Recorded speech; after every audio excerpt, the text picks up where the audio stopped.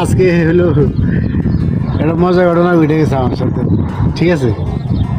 এখন ঘটনা হচ্ছে এক সৌদি মেয়ে আসছে আর কি। সৌদি মেয়ে দুইজন, একজনে গাড়ি চালায়, হ্যাঁ, আরেকজনে বসে দিচ্ছে, বসে স্যান্ডউইচ খেতেছে, আমার ডাকতেছে,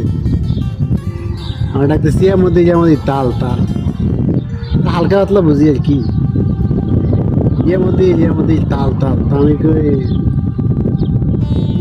রেসপি, কইতেছে কেবল হাল আদা সুগল কুইজ। তো হোটেলের কাজ করি, তো হালকা পাতলা সামান্য একটু বুঝি হোটেলের ব্যাপারটা। এখন আমার বলতেছে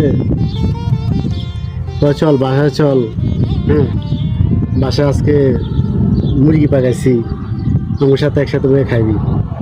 মানে গাড়ি নিয়ে আসছে, আমাদের গাড়ি করে নিয়ে যাবে। আমি কই লা লা লা মুশকিল, হাদা সকল মুশকিল, এখন যাইতে পারবি না, ঠিক আছে।